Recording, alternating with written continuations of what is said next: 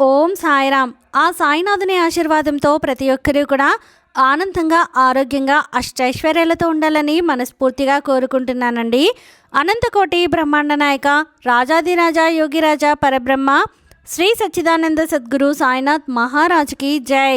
మీలో చాలామంది చాలా రకాల సమస్యలతోటి, బాధలతోటి ఎవరికి చెప్పుకుంటే మాకు పరిష్కారం దొరుకుతుంది అని చెప్పి ఆందోళనలో ఉండి ఉంటారు కదా. అటువంటి వారి కోసమే బాబాగారి ఆశీర్వాదంతో స్వయంగా బాబాగారే మనకి దారి చూపుతూ శ్రీ షిరిడి సాయిబాబా ఆశీస్సులతో జాతకం చెప్తారండి. చాలా బాగా చెప్తారు. ఫోన్ ద్వారానే మీకు పరిష్కారం అనేది దొరుకుతుంది. ఎటువంటి సమస్యకైనా పరిష్కారం ఖచ్చితంగా తెలియజేస్తారు. ఎంత కష్టపడినా కూడా డబ్బు చేతిలో నిలవట్లేదా? అయితే ఒక్కసారి గురువుగారిని సంప్రదించండి. గురువుగారి పేరు సుబ్రహ్మణ్యం రాజు గారు. ప్రేమ, పెళ్లి, భార్యాభర్తల సమస్యలు, స్త్రీ పురుష వశీకరణము, చెడు గ్రహ ప్రయోగాలకు నివారణ, దృష్టి దోషాలకి పరిష్కారము, ప్రతి ఒక్కటి కూడా గురువుగారు మీకు పరిష్కారాన్ని తెలియజేస్తారు.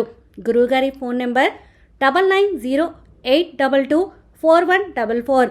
తప్పకుండా ఒకసారి గురువుగారిని మీరు సంప్రదించి మీ సమస్యలకి పరిష్కారాన్ని తెలుసుకోండి. చాలా నమ్మకమైన వ్యక్తి అండి. చాలా నమ్మకంగా చెప్తున్నాను అంటే మీరు అర్థం చేసుకోవచ్చు. గురువుగారి దగ్గర ఈ పాటికే ఎంతోమంది వారి సమస్యలకి పరిష్కారం తెలుసుకొని ఇప్పుడు సంతోషంగా ఉంటున్నారు.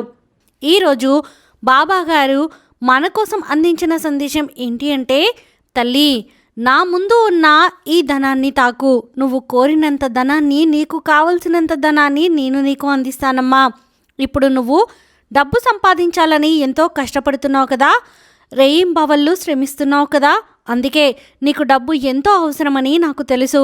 నీకోసంగా నీ బాబా నీకు ధనాన్ని అందించాలి అని ఈరోజు ఈ సందేశాన్ని తీసుకుని వచ్చాను. నిర్లక్ష్యం చేయకుండా నీ బాబా చెప్పేది జాగ్రత్తగా వినుతల్లి అని బాబాగారైతే అంటున్నారండి. మరి బాబాగారు అందించిన సందేశం గురించి పూర్తిగా తెలుసుకోవాలి అంటే వీడియోని చివరి వరకు స్కిప్ చేయకుండా చూడండి. అలాగే మన ఛానల్ని ఫస్ట్ టైం చూస్తున్న వారు సబ్స్క్రైబ్ చేసుకుని పక్కనే ఉన్న బెల్ ఐకాన్ని క్లిక్ చేయడం అసలు మర్చిపోద్దండి. తల్లి, ఇప్పుడున్న ఈ కాలంలో డబ్బు అనేది నీకు ఎంతో అవసరమని నాకు తెలుసు. ఒక్క మాటలో చెప్పాలి అంటే నీ జీవితంలో ఒక భాగంగా, భాగస్వామిలా మారిపోయింది. డబ్బే జీవితంగా నువ్వు నడిచే తీరు నడుస్తూ జీవిస్తూ ఉన్నావు. ఈ సందర్భానికి తగ్గట్లుగానే నువ్వు బాధపడుతూ ఉన్నావు. అందుకేనమ్మా నీకోసంగా ఈ వార్తను తీసుకువచ్చేశాను. నువ్వు ఎంతైనా సంపాదించు, కానీ డబ్బును నిలబెట్టుకోగలుగుతున్నావా? లేదు కదా. కాబట్టి నువ్వు ఎంత సంపాదించావో అన్నది కాదు ముఖ్యం, అది నిలబెట్టుకుంటున్నావా లేదా అన్నదే ముఖ్యం.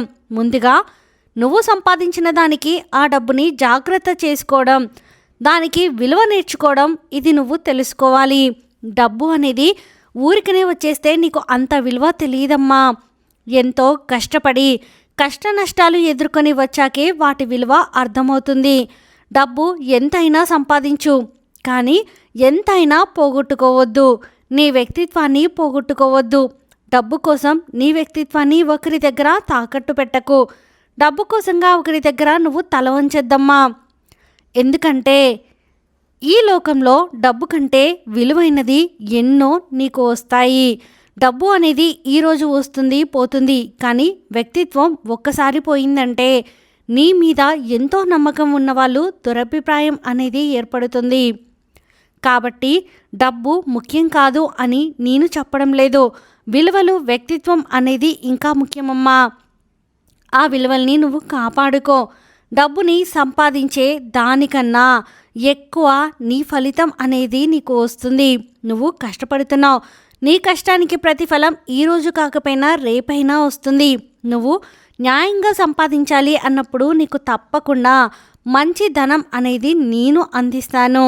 ధనం సంపాదించాలి అంటే నువ్వు ఎలా అయినా సంపాదించవచ్చు. అదే ఒకరి మనసులో స్థానం సంపాదించాలంటే చాలా కష్టం కదా. అది నీకు తెలియందా చెప్పు? ఎదుటివారి మనసు అర్థం చేసుకునే గుణం అనేది నువ్వు పెంచుకోవాలి. ధనాన్ని నేను నీకు ఇవ్వకుండా ఎందుకు ఉంటాను చెప్పు? ఇప్పుడు నీకున్నది ఒక నష్టకాలం. ఇక అది తప్పకుండా నీకు తొలగిపోయి మంచి ధనయోగం కలుగుతుంది.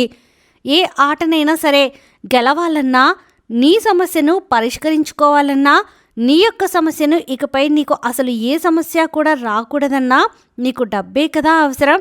అందుకే ఆ ధనాన్ని నీకు అందించాలి అని నీ సాయి స్వయంగా నిర్ణయం తీసేసుకున్నారు. ఇక ఆ మాటను వెనక్కి తీసుకోవడం నీ బాబా చేయరమ్మా. నువ్వు కోరినవన్నీ కూడా నీ జీవితంలో జరిపించేస్తాను. నీకు నచ్చిన, నువ్వు మెచ్చిన జీవితాన్ని నీకు అందిస్తాను. నీ తండ్రి మీద నీకు నమ్మకం ఉంది కదా, ఇంకా కాస్త అంటే కాస్త కొన్ని రోజులు మాత్రమే ఓపిక పట్టు చాలు.